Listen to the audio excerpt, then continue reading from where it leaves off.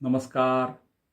आजादी का अमृत महोत्सव म्हणजेच स्वातंत्र्याची 75 वर्ष पूर्ण करत असताना एक अतिशय सौभाग्याची गोष्ट म्हणजे महामहिम द्रौपदी मुर्मू या 25 तारखेला आपल्या देशाच्या राष्ट्रपतीपदी या देशातल्या सर्वोच्च पदी विराजमान होणार आहेत. मुर्मू हे नाव आपण कदाचित पहिल्यांदाच ऐकलं असेल. त्यामुळं हे त्या कोण आहेत आणि मुर्मू या आडनावाच्या लोकांचं आपल्या या भारताच्या स्वातंत्र्यामध्ये काय योगदान आहे याबद्दल मी एक छोटीशी गोष्ट आपल्याला सांगणार आहे. रांची हे जे ठिकाण आहे, झारखंड हे जे राज्य आहे, हा सगळा संथाल परगण्याचा भाग आहे. म्हणजे या भागामध्ये संथाल ही जनजाती मोठ्या प्रमाणात राहते आणि संथाल जनजाती ही अतिशय धार्मिक आहे. त्यांच्या स्वतःच्या कला आहेत, त्यांचे स्वतःचे नाच आहेत, निसर्गपूजक आहेत. त्यांची जी आडनावं आहेत ती देखील निसर्गावरून आलेली आहेत. आडनावं काय काय आहेत आपण ती बरेचदा अनेक बातम्यांमध्ये कदाचित ऐकली असतील. त्यामध्ये हंसदा, मुर्मू, किस्कू, मरांडी, सोरेन, बेसरा अशी 12 आडनावं आहेत आणि ही सगळी पशु, पक्षी, झाडं यांची त्यांच्या भाषेतली नावं आहेत. तर त्यातलंच हे मुर्मू हे आडनाव.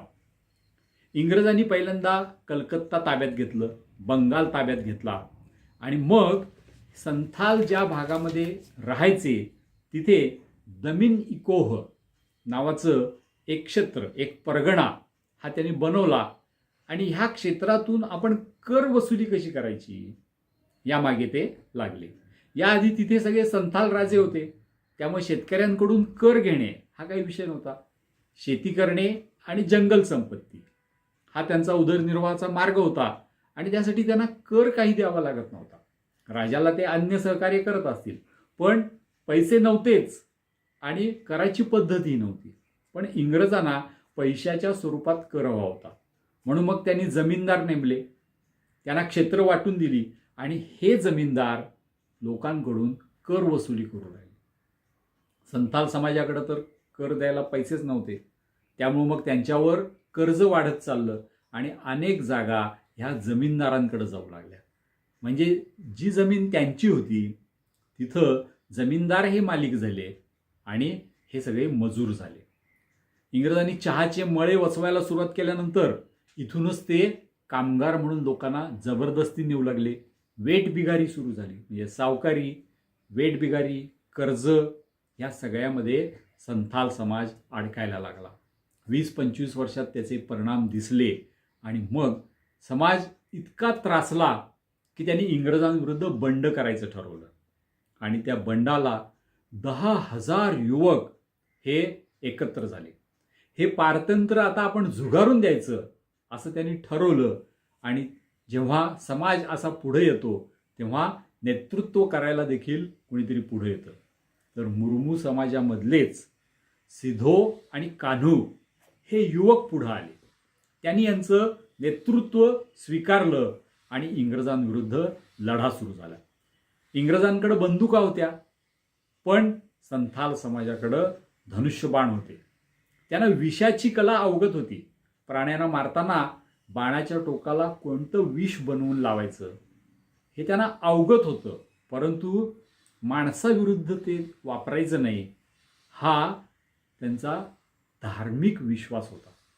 त्यामुळे ते धनुष्यबाण तर वापरत होते, पण त्याला विष लावत नव्हते. म्हणून एका बाजूला धनुष्यबाण घेतलेले 10,000 तरुण आणि समोर इंग्रज अशी ही खरं तर शस्त्रांच्या बाबतीत ऑड असणारी लढाई सुरू झाली.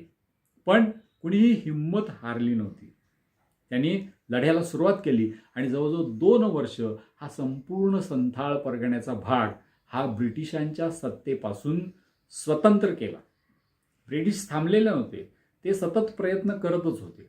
दोन्ही बाजूनी आक्रमणं प्रतिआक्रमणं सुरू होती आणि अशाच एका आक्रमणामध्ये हे सर्व सैनिक एका टेकडीच्या आश्रयाला थांबलेले असताना ब्रिटिशांनी त्यांना घेरलं आणि निर्दयपणाने ह्या सर्वांना गोळ्या घालून ठार केलं. सिधो आणि कान्हू यांनी आपले प्राण तिथे गमावले. त्यांच्या रक्ताने ही भारताची भूमी भिजली.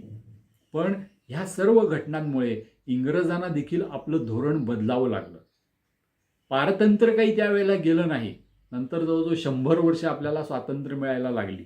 पण आम्ही हातपाय गाळलेले नाहीत, आम्ही शस्त्र खाली ठेवलेली नाहीत, इंग्रजांचं प्रभुत्व आम्ही मान्य केलेलं नाही, हे या सिधू कान्हो मुर्मू आणि त्यांच्याबरोबर असलेल्या 10,000 युवकांनी आपले प्राण वेचून त्यांना दाखवून दिलं. भारत मेलेला नाही हे सिद्ध करणाऱ्या या सिधो कान्हो आणि त्यांच्याबरोबरच्या 10,000 संथाल सैनिकांना या आझादी का अमृत महोत्सव या निमित्ताने आपण अभिवादन करूया. आणि 25 जुलैला राष्ट्रपतीपदी ज्या महामहिम द्रौपदीजी मुर्मू या स्थानापन्न होणार आहेत त्यांना देखील अभिवादन करूया आणि शुभेच्छा देऊया. भारत माता की जय. वंदे मातरम.